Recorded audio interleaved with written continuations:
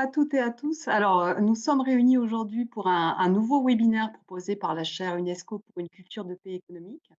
Je suis Fiona Ottaviani, professeure d'économie à Grenoble École de Management et coordinatrice de la recherche au sein de la chaire.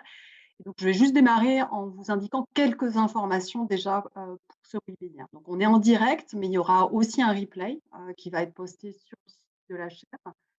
Du point de vue du timing, on va avoir 4 minutes de présentation initiale de ma part, puis 40 minutes d'intervention de Bernard Perret, que je remercie vivement d'avoir accepté notre invitation. On aura 20 minutes de questions-réponses et puis 2 minutes de conclusion.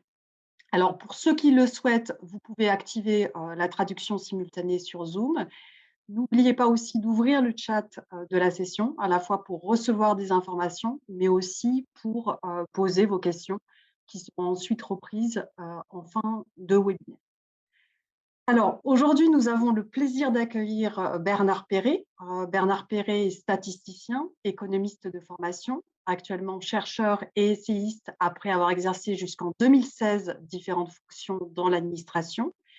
Il est membre du comité de rédaction de la revue Esprit et il enseigne au Centre Sèvres. Ses réflexions actuelles portent sur l'anthropologie religieuse et la philosophie. Il est l'auteur d'une douzaine d'ouvrages, parmi lesquels L'économie contre la société, l'évaluation des politiques publiques, vaines raisons écologiques, quand l'avenir nous échappe, et cette année, Violence des dieux, violence de l'homme, René Girard, notre contemporain.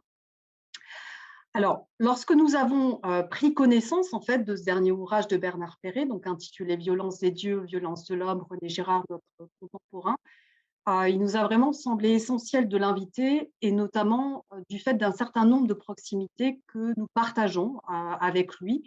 Et donc, je vais mentionner simplement 3 de ces proximités, peut-être en préambule, pour montrer les liens qu'il peut avoir entre les travaux qui vont être présentés aujourd'hui et la recherche qu'il y a au sein de la chaire UNESCO pour une culture de paix économique. Alors, première proximité, Bernard Perret, par exemple, pose dans l'introduction de son ouvrage que la conclusion s'impose d'elle-même sur une planète surarmée, aux dimensions finies et aux ressources limitées. Nous allons devoir radicaliser la paix sous peine de disparaître.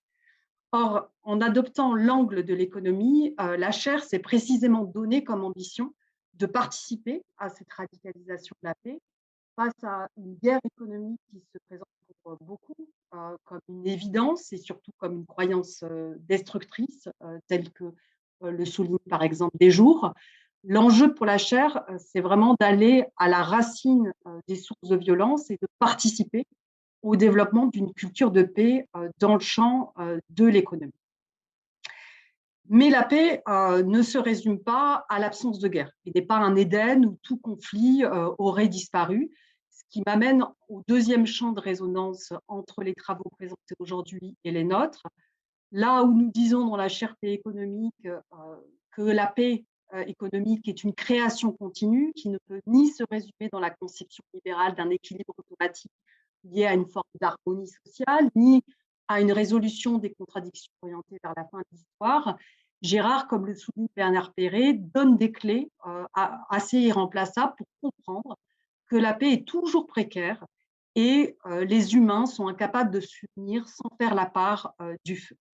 Dès lors, penser la paix, ça suppose de réviser notre conception de l'anthropologie et de repenser un certain nombre de concepts clés comme celui de désir, de besoin, de sacré, et de prendre toute l'importance des dynamiques conflictuelles dans la société. Enfin, et c'est le troisième aspect partagé entre la chaire et les travaux présentés aujourd'hui, si on suit ce qu'écrit Bernard Perret, quand il dit aucune paix ordinaire qui ait été temporairement interrompue, on voit bien qu'il s'agit en fait de toujours remettre au travail l'éducation à la paix. Or, pour éduquer à la paix, tel que nous cherchons à le faire dans la chaire, il s'avère nécessaire de mieux comprendre les origines de la violence, comment l'apprivoiser, comment la sublimer, comment s'en protéger, comment gérer les conflits différemment. Et c'est à cette exploration des mécanismes anthropologiques de la violence que nous convie aujourd'hui Bernard Perret, à qui je laisse la main pour les 40 prochaines minutes. Merci Bernard. Merci Fiona. Je, je commence par saluer tous les amis que j'ai repérés parmi les spectateurs et que je suis vraiment très heureux de pouvoir saluer. Je ne vais pas tous les citer.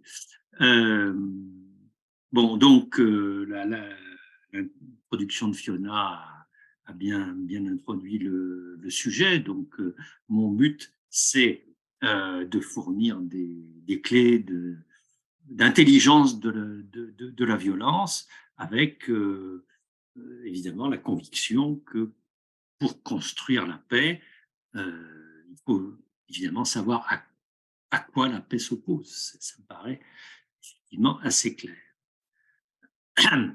Alors, allons-y. Donc, la paix économique, telle que je la comprends, donc c'est une démarche visant à développer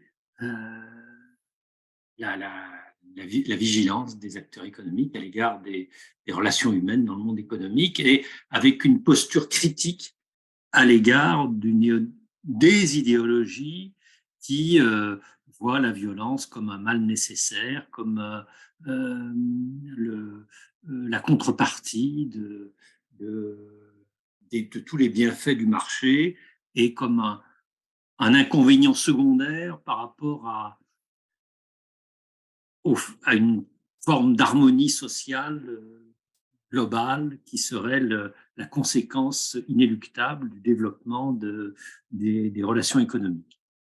En d'autres termes, construire la paix à toutes les échelles est un choix qu'il faut assumer en tant que tel. Et dans ce but, la compréhension des ressorts anthropologiques de la violence est un détour qui peut se révéler essentiel. Et donc, c'est ce que je vais essayer de faire en m'appuyant sur l'anthropologie de René Girard. Alors, j'ai essayé de centrer mon topo sur la violence, bien sûr, mais je ne peux pas, malgré tout, faire abstraction des liens entre ce que je vais vous dire et puis l'ensemble du système girardien et tout le contexte de la pensée de René Girard. Alors, en deux mots, donc René Girard, anthropologue 1923-2015, né en Avignon, formation d'archiviste paléographe, qui a fait toute sa carrière aux États-Unis, où il est mort à Stanford, Académie française en 2005. Donc, théoricien du désir mimétique, de la violence et des phénomènes de bouc émissaire, du sacré et de la religion, un penseur mieux reconnu en dehors de France qu'en France, et avec, quand on regarde dans les, dans les publications académiques en langue anglaise tout ce qui concerne René Girard, eh bien, on voit que c'est un flux permanent de travaux dans différents domaines qui vont de la psychologie à la science politique, qui, d'une manière ou d'une autre, se rattachent à ce qu'on appelle la théorie mimétique, c'est-à-dire la théorie issue des travaux de René Girard. Alors, les principaux ouvrages de René Girard, donc, c'est en 1961, Mensonges romantiques et vérité romanesque. Ensuite, en 1972, La violence et le sacré. En 1978, Des choses cachées depuis la fondation du monde, Le bouc émissaire, Je vois Satan tomber comme l'éclair, Les origines de la culture, H.V. Clausewitz. Alors, très rapidement, quelques points sur la pensée de René Girard. Dans son premier ouvrage, Mensonges romantiques et vérité romanesque, qui correspond à une commande académique, en quelque sorte, les universités avaient demandé à Girard de faire un cours sur le roman français des 19e et de la période moderne, disons, et en étudiant des auteurs aussi différents que Cervantes, Proust, Dostoïevski, Flaubert, Stendhal, etc., Girard a découvert que tous ces auteurs mettait l'accent sur un aspect, développait en quelque sorte une théorie du désir humain qui avait largement échappé à la psychanalyse et aux sciences humaines. Et cette dimension, c'est la dimension imitative du désir. Excusez-moi Bernard, il y a peut-être un problème si votre PowerPoint n'avance pas. Je ne sais pas si c'est, normal ou si c'est problématique Il pour vous. avance là. Non, pour le moment, on ne voit que la page de titre. C'est la page de titre. Bon, alors, attendez. Peut-être vous pouvez faire un partage complet de votre bureau, ce qui permettra qu'on voit vraiment en direct ce qu'il y a sur votre ordinateur, ce qui, Oui. parfois est plus simple. Alors,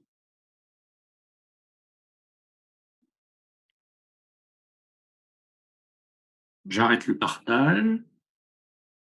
Je relance le partage.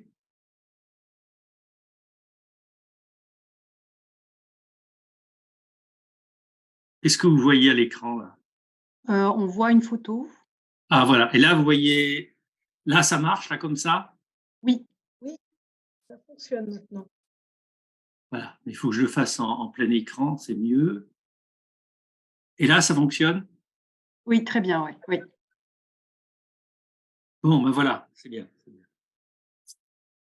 Donc, René Girard distingue la mimésis de l'imitation. L'imitation, c'est dans le sens courant, c'est quand on cherche en quelque sorte à imiter quelqu'un, à reproduire ses gestes, à reproduire consciemment ses paroles, etc. Et la mimésis est la propension largement inconsciente à entrer en résonance avec les états mentaux d'autrui. Et donc, je reviens, Girard donc découvre la question du désir mimétique et il en tire une théorie de l'imitation inconsciente et de la mimésis.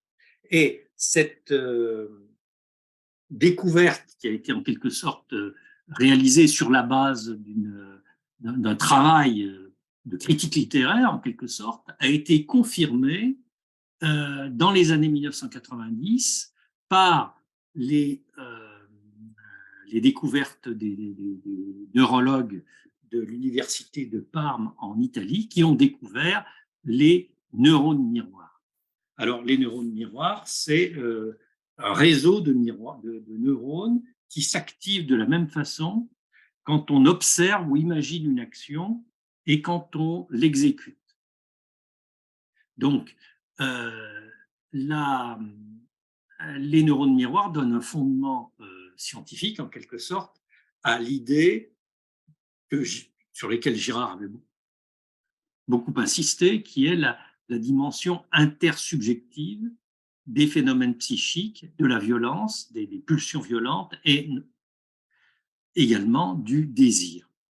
Et donc, ce que montrent les découvertes des neuropsychiatres, c'est que tout cela est lié à la notion d'intercorporéité. Intercorporéité, c'est-à-dire la résonance mutuelle de comportements neuromoteurs intentionnellement significatifs.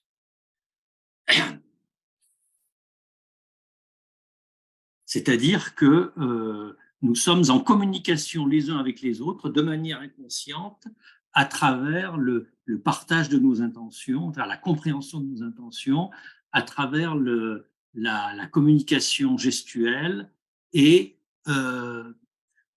cette mimésis, ce qui intéresse Girard, c'est qu'elle porte sur les désirs d'autrui. C'est-à-dire que nous sommes presque automatiquement sous l'emprise de ce que nous comprenons des désirs d'autrui. Alors, la mimésis a évidemment un aspect positif puisqu'elle est très fortement impliquée dans l'empathie et dans l'apprentissage.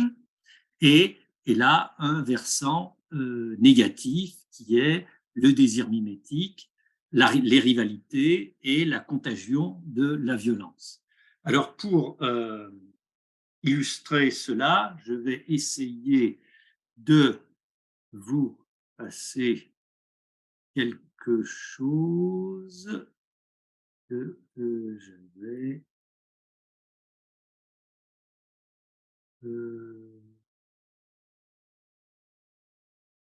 Zut, bon, bah c'est raté. J'avais une petite vidéo qui...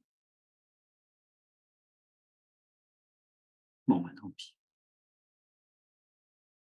C'est dommage, ça marchait dans la... Ça marche toujours mieux dans les phases de test. Ça marche toujours mieux dans les phases de test. J'avais préparé un... Est-ce que vous avez partagé l'ensemble de votre bureau? Parce que c'est peut-être lié à ça, Bernard. Ah, alors comment on fait? Partager. Il ne faut pas juste le document, mais l'ensemble du bureau.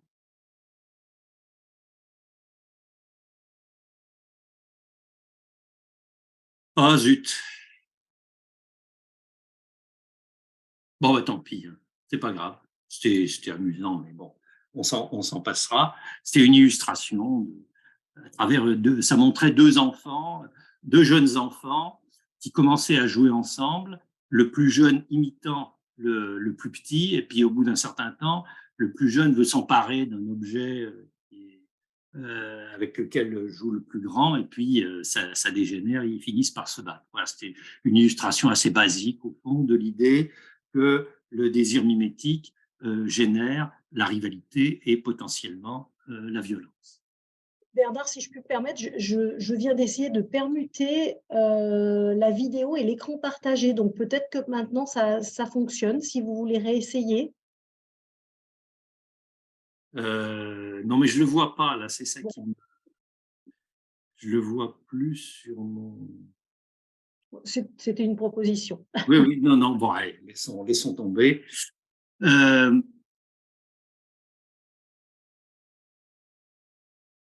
Donc, ce qui est important, c'est que pour Girard, tout désir, dès lors qu'il excède la simple expression d'un besoin élémentaire, a une dimension mimétique. Et pour résumer, on peut dire que ce désir mimétique, c'est ce qui fait vraiment la différence entre les pulsions et les besoins animaux, quand on a faim, quand on a soif, les pulsions sexuelles purement organiques en quelque sorte, et ce caractère spécifiquement humain du désir qui fait que nous sommes en quelque sorte sous l'influence de ce que désirent les autres. Alors évidemment, tout ça, ça a des illustrations évidentes avec la publicité, on peut en trouver mille illustrations. Alors Girard note que dans les romans et dans les pièces de théâtre, on trouve souvent une structure triangulaire.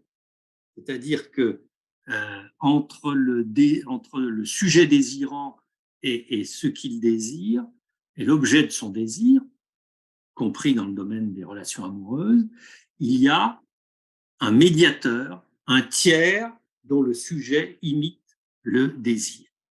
Et Girard pose tout de suite une distinction importante. Il distingue la médiation externe, l'exemplarité, et la médiation interne, l'imitation potentiellement rivalitaire. Par exemple, quand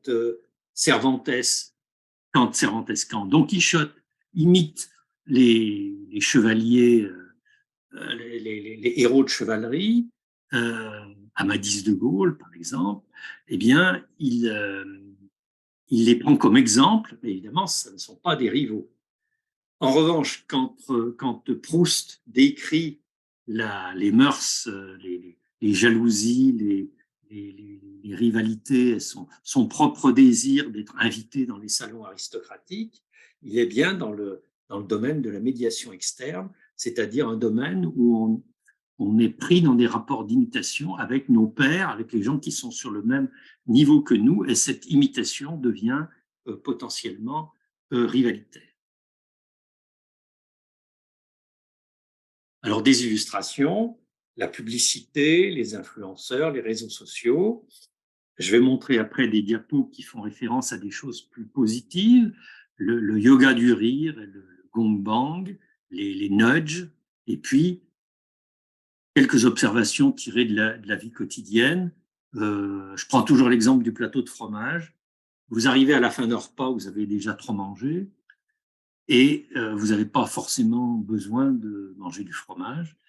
Et la maîtresse de maison arrive avec un plateau de fromage et commence à vanter tel fromage particulièrement savoureux. Et puis, il y a un des convives qui commence à prendre du fromage et qu'il trouve particulièrement bon.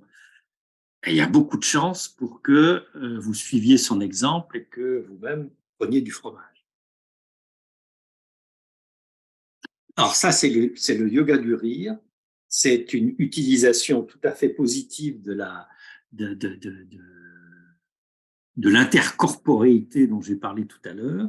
C'est-à-dire qu'on a découvert que les bienfaits physiologiques du rire peuvent être réalisés de manière purement mimétique. C'est-à-dire il suffit de regarder quelqu'un rire et de se mettre dans une certaine disposition pour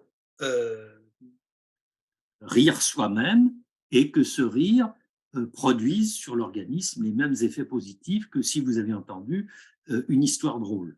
Donc je vous invite, vous pouvez regarder, il y a yoga du rire sur Internet et vous verrez qu'il y a un certain nombre de sites qui proposent des tutoriels, des séances pour développer le yoga du rire. C'est une illustration parfaite de cette intercorporéité dont je parlais, et également, donc, on voit bien le lien avec le désir mimétique.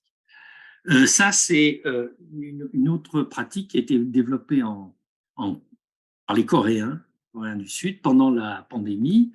C'était des étudiants, une étudiante qui, pour prouver à ses parents qu'elle travaillait pour réviser ses examens, a eu l'idée de se filmer en train de travailler. Et puis, elle a mis ça en ligne, et ça a fait tache d'huile. Il y a des étudiants qui ont découvert que en l'imitation, en quelque sorte, là, le fait de voir d'autres gens qui étaient en train de travailler, ça pouvait fournir une stimulation pour soi-même étudier. Ça, c'est une troisième et dernière illustration. C'est dans un aéroport aux Pays-Bas pour inciter les gens à monter les escaliers plutôt que de prendre les escaliers roulants. On les met dans un imaginaire de compétition et ils voient d'autres gens qui vont machinalement suivre la piste, et naturellement, ça va leur donner l'idée, presque inévitablement, de faire la même chose et voire d'entrer dans une espèce de pseudo-compétition. Donc voilà, c'est pour illustrer, disons, différents types de pratiques sociales qui, pas forcément en lien explicite avec la découverte des neurones miroirs, mais participent peut-être d'un ensemble, d'une prise de conscience, disons, de l'importance des phénomènes mimétiques. Alors, pour Girard, ce qui l'intéresse, c'est plus particulièrement le lien entre désir, rivalité et violence. Il s'est particulièrement intéressé à la mimésis acquisitive, le fait le désir d'un objet possédé par quelqu'un ou désiré par quelqu'un d'autre. Objet, ça peut être un objet matériel, mais ça peut être bien sûr une position sociale, ça peut être une reconnaissance honorifique, ça peut être toutes sortes de biens, en quelque sorte. Et donc, l'omniprésence, en quelque sorte, du médiateur, le médiateur qui est à la fois un modèle, puisque c'est sur lui que nous prenons exemple, c'est lui qui influence notre désir, mais c'est en même temps un obstacle, parce qu'évidemment, il possède un bien que nous ne possédons pas, donc nous pouvons entrer il peut faire obstacle à la réalisation de notre désir, et puis, assez naturellement, il devient un rival, et donc cette rivalité est source de violence. Donc, ça, c'est le lien avec la vidéo que j'avais indiqué tout à l'heure, mais bon, peu importe.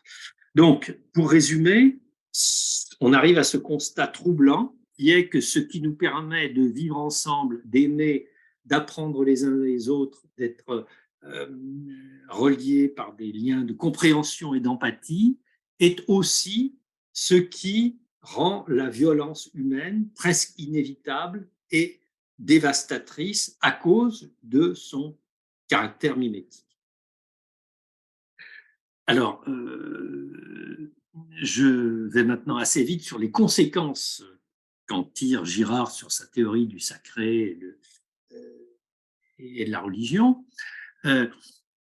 Girard pose comme hypothèse, et c'est une hypothèse fondée sur un très grand nombre d'observations, d'une compilation d'un ensemble de données textuelles et ethnographiques, dans les groupes humains primitifs dépourvus de système judiciaire, les phénomènes mimétiques constituent une menace permanente à la cohésion du groupe à cause des rivalités qui peuvent naître immédiatement pour la possession d'un objet, la possession d'une femme, et le caractère contagieux et mimétique de la violence fait peser un risque d'autodestruction de ces premières communautés humaines.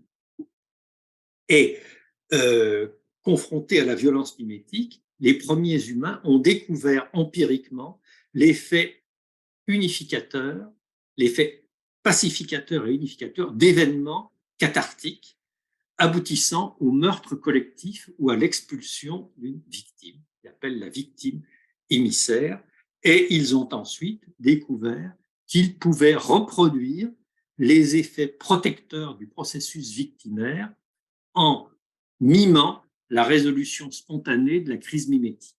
Bon, là, j'ai mis ça en 3 lignes, mais c'est le cœur, enfin, c'est ce qu'il y a de plus novateur, si on veut, dans les découvertes anthropologiques et de Girard, c'est cette hypothèse que les premiers rituels, le noyau de base de la culture humaine et du sacré est lié à la découverte spontanée d'un mécanisme d'expulsion de la violence et de catharsis, en quelque sorte, qui permet au groupe de retrouver une forme d'unanimité au détriment d'une victime émissaire.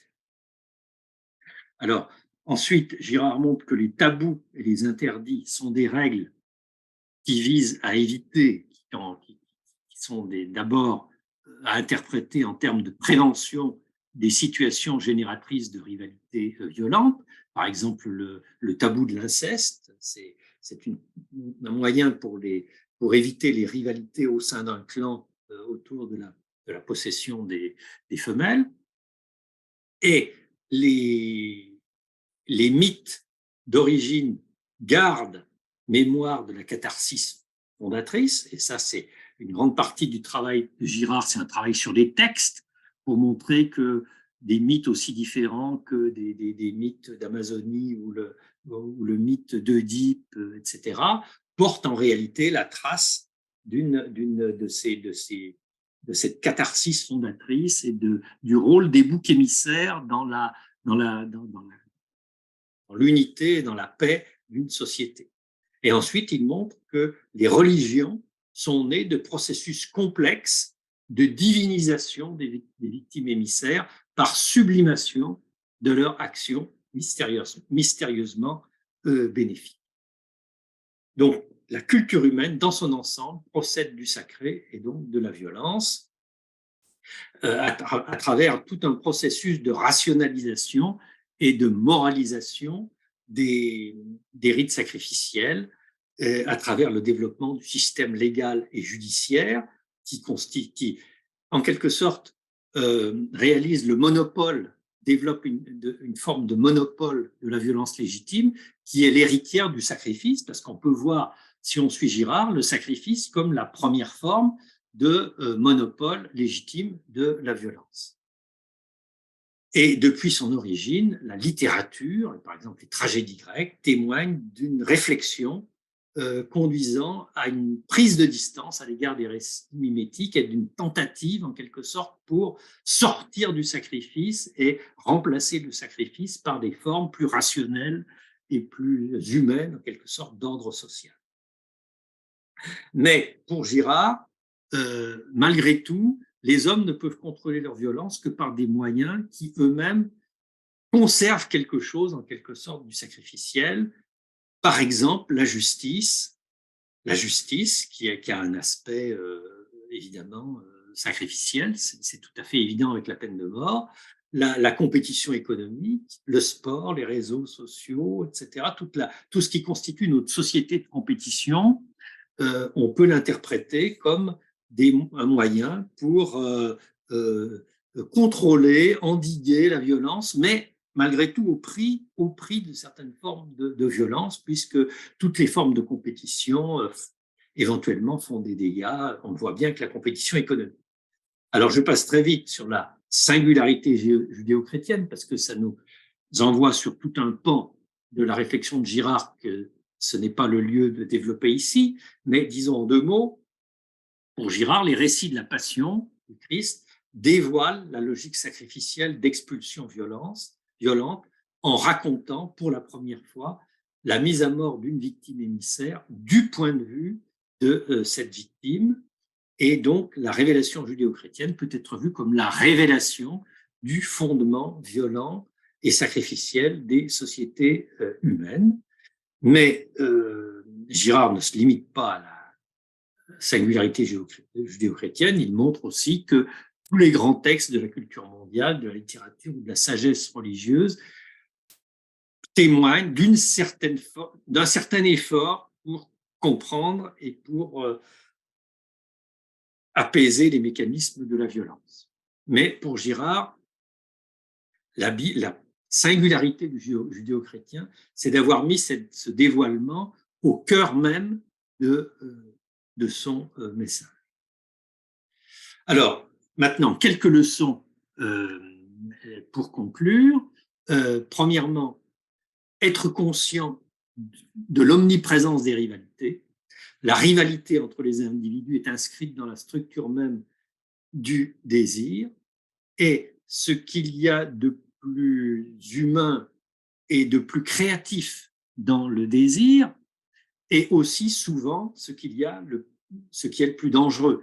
Girard notamment a beaucoup souligné le rôle du mimésis dans le domaine de la culture, de la création, où les gens sont en fait pris dans des jeux de rivalité extrêmement violents, mais cette rivalité, évidemment, elle fait partie de la créativité. Elle concourt à la créativité, mais elle est aussi, évidemment, potentiellement dangereuse.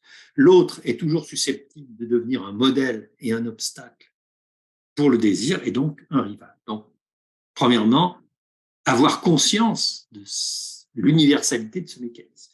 Deuxièmement, c'est peut-être encore le plus important, la violence est toujours imprégnée de mimétisme. La violence appelle la violence, elle est contagieuse, elle contamine les groupes. Quelles que soient ses causes objectives, elle tente à s'autonomiser, c'est-à-dire que même si la violence, au départ, a des causes objectives liées à la domination, liées à une injustice, etc., à partir du moment où elle se développe, elle devient en quelque sorte un phénomène autonome. Et Girard va jusqu'à dire que la violence fait de nous les doubles de nos ennemis, parce qu'elle nous pousse à imiter leur comportement, à se comporter comme eux. Et malheureusement, c'est ce qu'on voit souvent dans les guerres, où les ennemis sont souvent conduits à commettre les mêmes atrocités. Chacun est convaincu d'être la victime de l'autre, on pense toujours se défendre. La violence produit des discours d'auto-justification, et pour Girard, c'est l'essence du mythe. Les mythes, ce sont des discours, au départ, ce sont des manières de recouvrir le mécanisme victimaire d'une sauce, en quelque sorte, poético-religieuse qui lui donne une espèce de respectabilité, de légitimité, etc. Et ce caractère mythique des justifications de la violence, c'est quelque chose que l'on retrouve évidemment dans beaucoup de récits nationaux, dans la manière dont nous-mêmes nous racontons nos propres batailles, etc. Prendre en compte le caractère mimétique de la violence, c'est surtout s'obliger à reconnaître qu'elle ne nous laisse jamais moralement indemnes. Quelles que soient les bonnes raisons que nous ayons d'entrer dans un combat, nous sommes toujours exposés de devenir nous-mêmes une partie du problème. Nous ne sommes jamais innocents nous courons le risque de ne pas être innocents quand nous sommes impliqués dans une violence, même si au départ nous n'y sommes apparemment pour rien. Troisième leçon, l'universalité du mécanisme du bouc émissaire. La violence diffuse au sein d'un groupe est toujours susceptible de se polariser sur un individu, l'étranger, celui qui n'est pas comme les autres. Et Girard a bien montré que dans les mythes archaïques, c'est souvent celui qui est porteur d'un signe victimaire, par exemple celui qui boite, celui qui est borgne, celui qui est un étranger, celui qui accomplit des choses un peu bizarroïdes, etc. C'est souvent lui qui va finir par être expulsé, puis ultérieurement considéré comme un être mythique, voire comme un dieu. Alors, évidemment, ce que nous vivons est très différent, mais ce qui reste souvent, c'est que quand nous sommes, par exemple, on peut l'observer, quand nous sommes un groupe dans un restaurant, à manger, etc., la conversation, il est rare que, à un certain moment de la conversation, n'apparaisse pas un souffre-douleur, une tête de Turc, quelqu'un que nous avons plaisir à dénigrer ensemble. C'est quelque chose d'extrêmement humain. Alors évidemment, ça prend des tours beaucoup plus dramatiques avec le harcèlement en milieu professionnel ou en milieu scolaire et la violence sur les réseaux sociaux, qui sont des laboratoires anthropologiques absolument parfaits. C'est terrible à dire parce que justement, c'est complètement dérégulé. Il n'y a aucune régulation, il n'y a aucun juge de paix, il n'y a pas de bonne manière en quelque sorte, c'est la jungle. Et dans cette jungle des rapports humains, on voit que malheureusement, très souvent, se développent des phénomènes de bouc émissaire, de harcèlement, de polarisation de la violence sur des victimes. Et l'histoire montre que l'unité des nations, l'unité des groupes, quelle que soit leur nature, est souvent conquise au détriment d'une minorité ou d'un ennemi héréditaire, même pour la France avec l'Allemagne, etc. Quatrième leçon, le rôle des dispositifs de contrôle et de métabolisation de la violence, le droit, la justice et plus généralement le monopole de la violence légitime, que l'on peut voir comme un lointain héritage du sacrifice, qui est pour Girard la première forme de monopole légitime de la violence. Et on voit à quel point la justice occupe une place importante dans nos sociétés et à quel point il est important que la justice continue à pouvoir jouer ce rôle. Deuxièmement, le rôle des multiples pratiques sociales qui permettent aux individus de s'affronter de manière non sanglante et productrice sur le plan des externalités sociales, si on veut. La compétition économique, bien sûr, ça a été analysé par un très grand nombre d'auteurs, mais également le sport, la démocratie élective, et même les réseaux sociaux, parce qu'il y a une compétition en termes de notoriété, etc. On voit que toutes ces pratiques sont des terrains qui permettent de s'affronter et éventuellement qui peuvent donner lieu à des formes de catharsis contrôlées, comme quand on fête celui qui a gagné la Coupe de France de football, etc.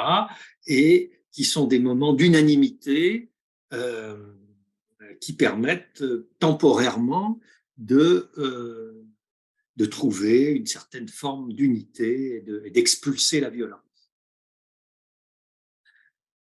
Euh, donc, on peut voir évidemment le rôle des affrontements ritualisés. Par exemple, on peut dire que la structure bipolaire de la vie politique, quand elle fonctionne bien, elle fonctionne comme une manière un peu ritualisée, en permanence. Chacun est un peu dans son camp. On croit vraiment que l'autre est une espèce d'ennemi, mais en même temps, c'est un antagonisme qui reste limité. On peut voir une analogie avec, par exemple, il y a des anthropologues qui ont fait le lien entre les compétitions et les guéguerres entre Oxford et Cambridge en, en Angleterre et des structures, ce qu'on appelle les structures dualistes dans certaines sociétés primitives, où la société est divisée un peu arbitrairement en deux moitiés qui s'insultent, qui sont régulièrement, qui s'affrontent régulièrement dans des jeux plus ou moins ritualisés et qui sont donc des manières d'entretenir en quelque sorte le lien social en faisant la part en quelque sorte de la haine et du besoin d'entrer en rivalité. Cependant, même métabolisée, la violence n'est jamais anodine. On voit que la compétition économique, l'hyper-compétition économique, elle a un prix en termes de dégâts psychologiques, de consommation de psychotropes, il y a des perdants, etc. Et même le sport n'est pas toujours aussi anodin qu'on le dit, parce qu'il y a des gens qui sont détruits par par les défaites qu'ils connaissent en matière sportive. Donc, toute toute forme de métabolisation de la violence, finalement, présente malgré tout certains inconvénients. Et dernière leçon, qui rejoint, je pense, la perspective de la paix économique, l'intérêt, en tout cas, de prendre conscience du mimétisme, à la fois du désir et des phénomènes de violence mimétique, pour essayer de s'en émanciper, de s'en libérer. Nous ne pouvons totalement échapper aux rivalités économiques, mais nous pouvons en prendre conscience et nous pouvons aussi apprendre à anticiper les risques d'emballement mimétique de la violence, c'est-à-dire voir venir les situations qui risquent de s'envenimer parce qu'il y a deux clans qui se constituent, il y a des ressentiments qui peuvent apparaître, etc. Donc, faut apprendre à voir ces choses, ne pas nous laisser abuser par notre propre euh,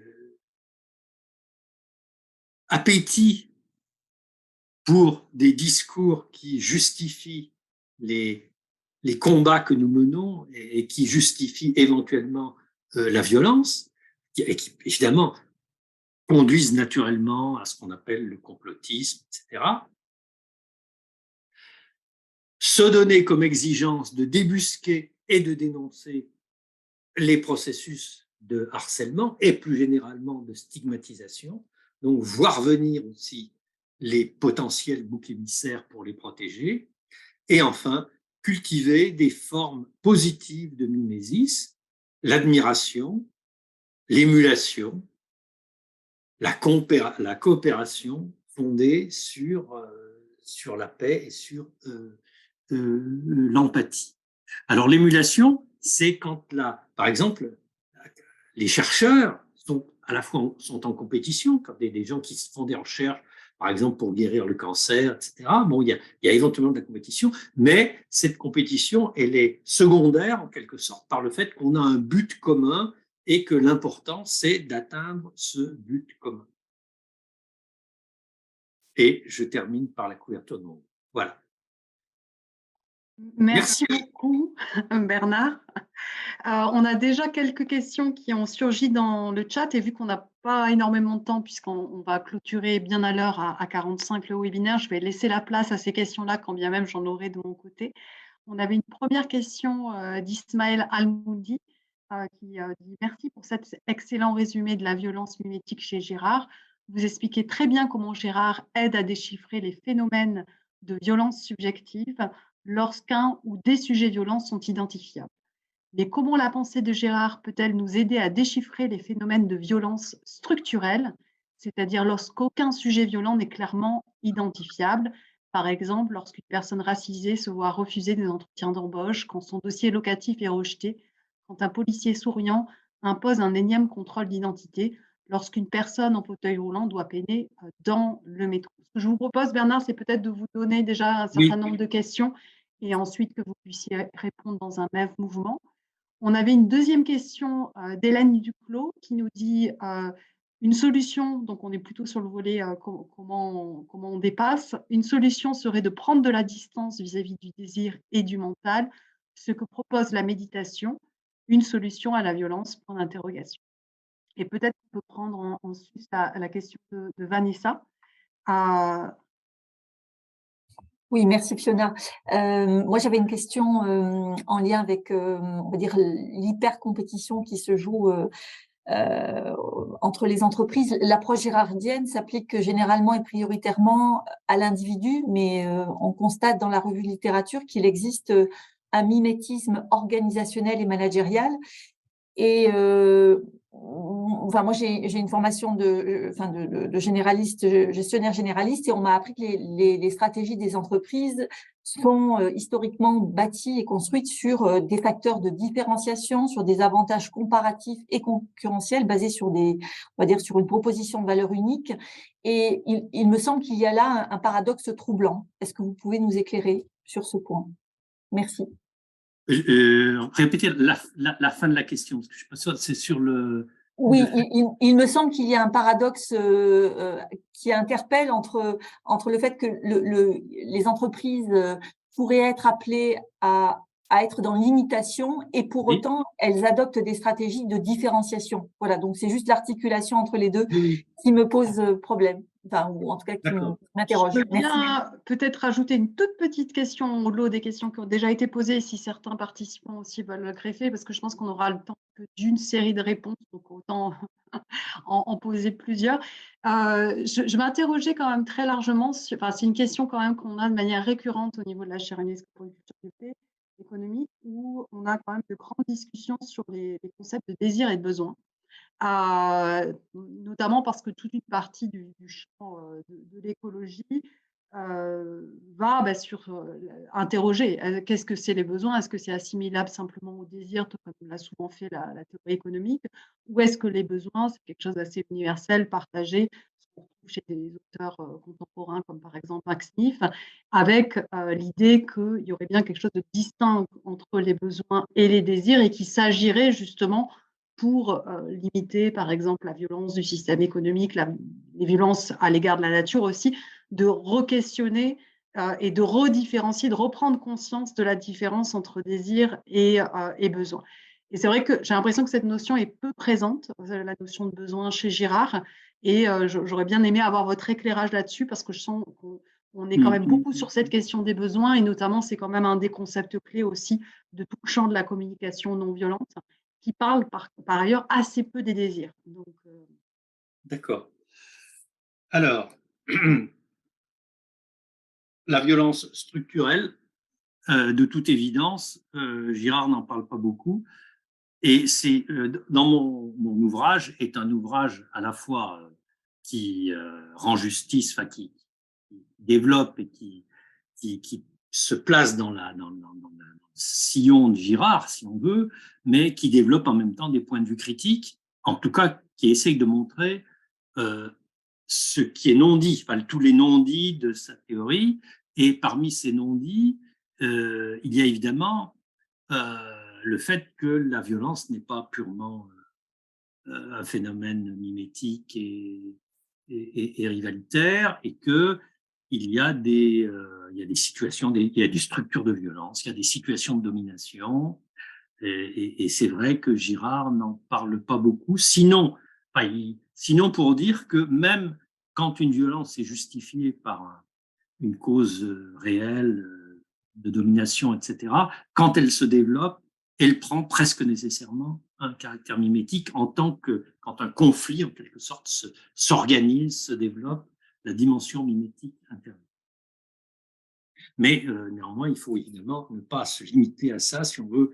Il faut bien entendu prendre en considération tous les phénomènes structurels.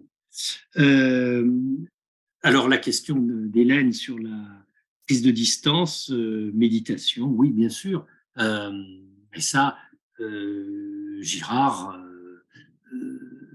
parle surtout du christianisme, mais on peut étendre son propos et penser que toutes les certain nombre de disciplines spirituelles sont des moyens pour se connecter avec un essentiel. Et là, on peut retrouver les besoins, on peut retrouver la question des besoins, se reconnecter avec ses besoins essentiels, prendre conscience de ce qui est important, de ce qui ne l'est pas, et donc mettre à distance le mimétisme.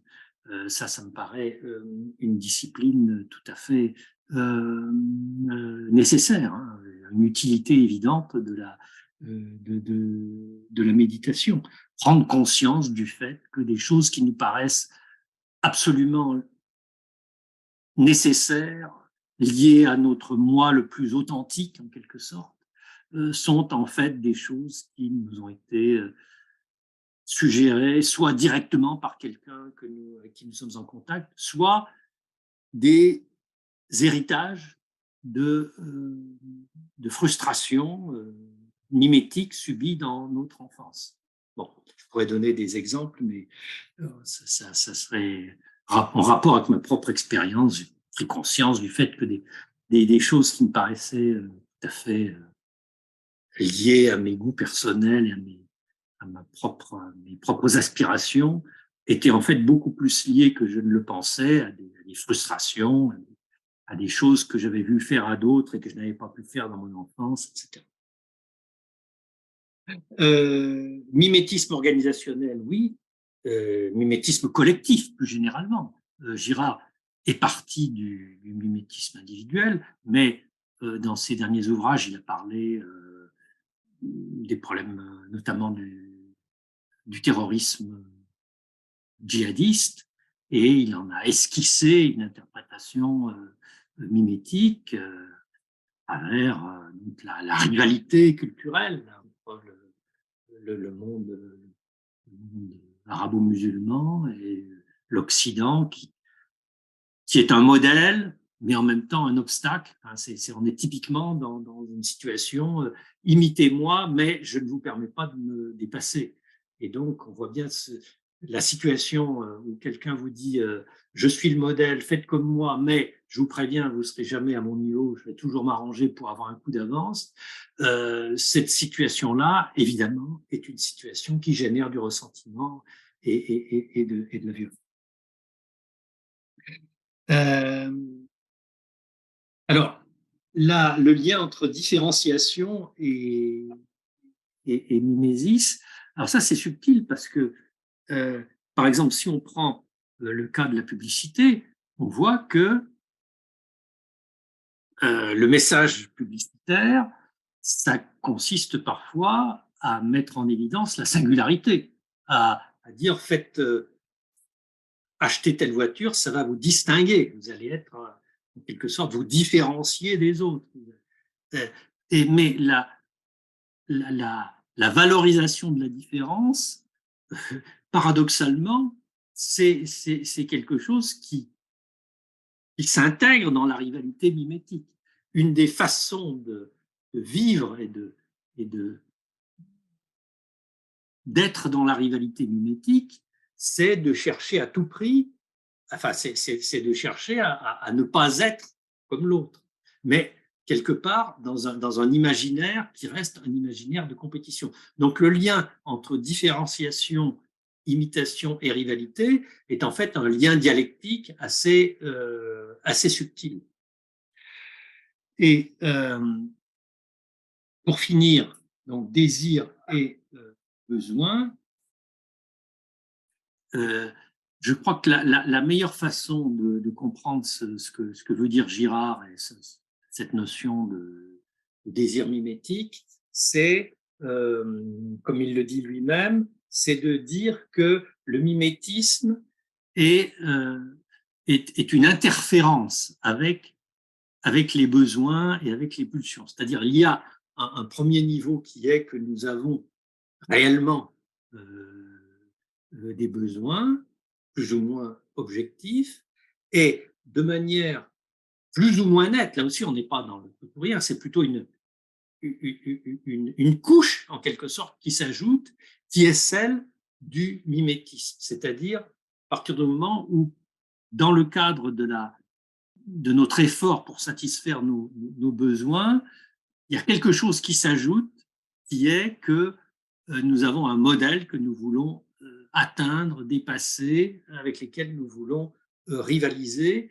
Et le point important, c'est que ce qui donne au désir leur violence, leur force proprement humaine, qui les différencie en quelque sorte des besoins animaux, c'est cette dimension intersubjective qui fait que nous sommes bel et bien sous l'emprise d'autrui dans la confection de nos désirs.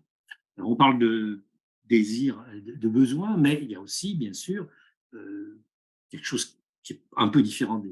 On peut distinguer des besoins, c'est les pulsions, évidemment, comme la pulsion sexuelle, qui a un caractère tout à fait objectif, mais qui peut aussi se compléter, se compliquer de jalousie, etc., etc.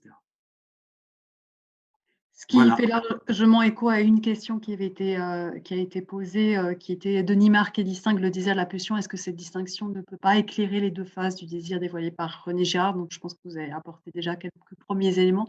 Et puis, je vais peut-être transmettre simplement la dernière question, mais peut-être quelques mots et ensuite, il va falloir vraiment qu'on conclue. Où Ilyas Mamadiarov nous disait « Merci beaucoup pour cette excellente présentation. Une des applications du phénomène de mimétisme se trouve dans l'œuvre d'Aglietta et d'Orléans qui explique l'origine violente de la monnaie. Quelle est votre opinion sur cette transposition théorique de la thèse de Girard ?» Eh bien, vaste question pour quelques oui, minutes. vaste question. Non, mais moi, je suis tout à fait intéressé par ça. Et dans un des derniers livres d'André Orléans sur je ne sais plus quel est le titre, mais enfin, il développe effectivement de manière assez convaincante l'idée que la monnaie s'explique par une convergence mimétique. Il y a un bien qui, à un moment donné, apparaît comme celui que tout le monde veut posséder parce qu'il donne la.